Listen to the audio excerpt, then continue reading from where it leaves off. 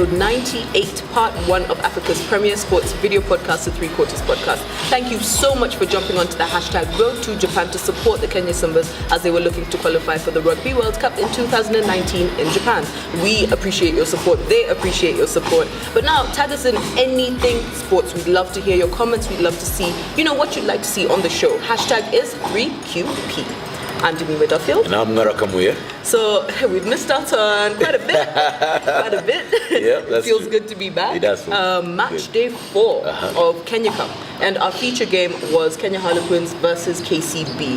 Kenya Harlequins just losing. And when I say just losing, it's because on the pitch, honestly, on the day, this was like a loss by 1 point. Yeah. But yes, 13-22 in favor of KCB. Yeah. I think KCB have been really slow getting off the blocks. Everyone expected, they went to South Africa, they'll come back, guns blazing, that's a team to beat. But they've been beaten. Yes. I mean, they've been beaten before, and they had a tough day. On the day, that was a tough game for KCB. How was the game for you? It was a tough game for KCB, and I say this because before the game, everyone did think that KCB were going to have an easy outing against Harlequins, primarily because, they've been slow off the blocks, but KCB have been formidable over the years.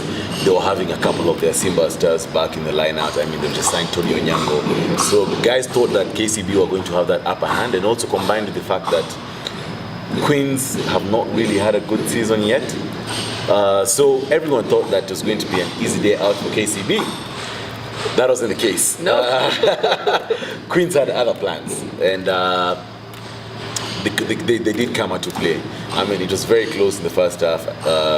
Just a try towards the end of the first half by Jacob Oje is what created the gap between Quins and KCB. But Quins had been able to match KCB pound for pound for pretty much the whole of the first half.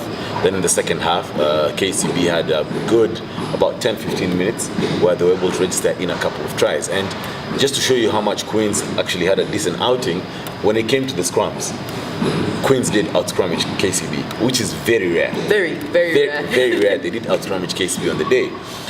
When it came to the breakdowns, it was an evenly, matched out contest of the breakdown. I just feel that Quins did not capitalize on the chances, and that's what KCB do very well. Yes. You give them 10 minutes, or you give them just, if they sniff, they'll go for it. Give them an inch, they take a mile. They take a mile, exactly, and that's what they did on the day. So it was unfortunate for Quins. I must say also that there was some questionable refereeing from Gordon Karuga on both ends, by the way. Unfortunately, it did affect Quins more, but on both ends, there was very questionable refereeing by Gordon Karuga.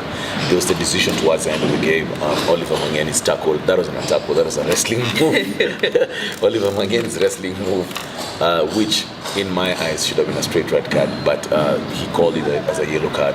There were a couple of instances in which there were intentional knockdowns from KCB that are not called, and that's a sin bin, it's a direct sin bin that he did not call. So there was questionable refereeing from Gordon Karuga, but look, at the same time, I always say referee always plays the ascendancy, and in those particular instances, KCB were the ones who were on the ascendancy, but it wasn't convincing for me.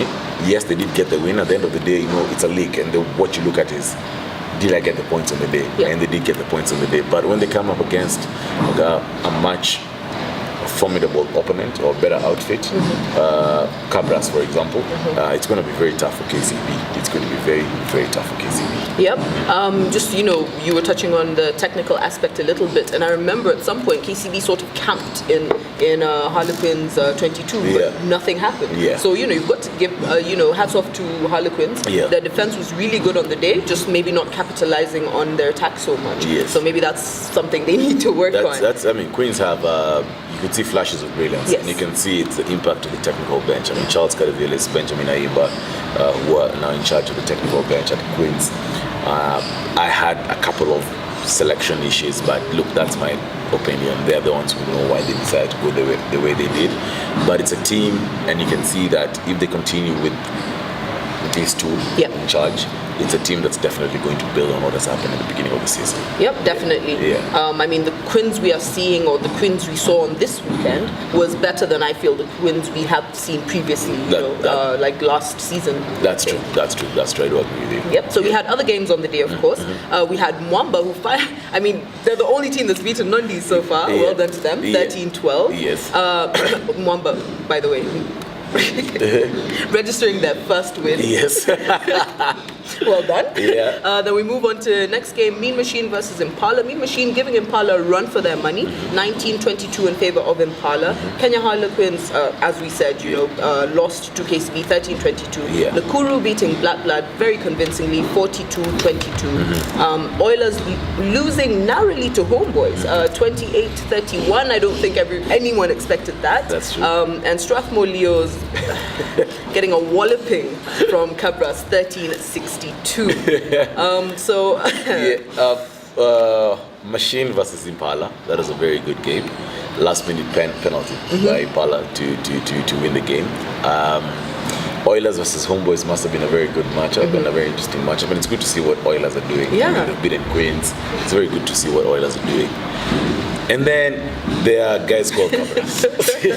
I don't know what these guys are doing. They're collecting points at everyone's home, man. They're collecting serious points. 62-10 versus Strathmore. Looks like Henry Duplessis is actually doing something good at Cabras. Yep, and these points will definitely make a difference once you get, further along. Yes. I mean, the likes of Impala, towards the top of the log at the moment, but then, those close wins, I feel will affect them going forward. That is very true. So when we look at the table so far, I think I'll just go over the first 8. We've got Cabras at the top, Impala, then KCB, then Nondis at 4th. 5th is Quins, then Homeboys, then Nakuru, then Mwamba, and then the rest. Yes. So match day 5, this is how games are looking. Yes. We've got KCB versus Homeboys, and we've got Nondis versus Quins. Those are going to be the 2 TV games. Yes. So 2 p.m. will be the Nondis Quins game, and the other game will be at 4 p.m. Guys, remember you can watch this on Bamba Sports, but also show up on the day. I mean, a game is better, watched live. Yes, that's very true. Yes. We've also got Mwamba versus Oilers, Cabras versus Impala, which should be a good game. Cabras being Impala's bogey team. Yes. We've got Black Blood versus Strathmore, a game I'd really want to see. Nakuru versus Machine is the last one. What do you think is going to happen with those games? KCB versus Homeboys, I think, just because KCB are at home, it's going to be KCB. Nondis versus Quins. Yes, I do understand Nondis on the ascendancy, but I'll have to side with Quins on this one. Then there's Mwamba versus Oilers. I think Oilers are going to beat Mwamba. Cabras versus Impala. I think Cabras is too strong for Impala. Black Blood versus Strathmore. I think Strathmore are going to beat Blood on the day. And Nakuru versus Machine. Nakuru are going to beat Machine. Yep, I agree with all of them. The only one I'm not too sure about is the Nondis Quins one. It will depend on how Quins perform on the day. Because Nondis have been playing very well. You can't take that away from them. That's very true. Anyway, guys, show up for the matches. I mean, yes. Yeah. Matches only as exciting. I mean, surely. It's better watched live. Yes. Well, that's all we have for part 1. Remember, you can find us on social media. That is by following us on Instagram, liking our page on Facebook, and subscribing to our YouTube channel. I'm Jemima Duffield. And I'm Nora Kamuya. See you in part 2.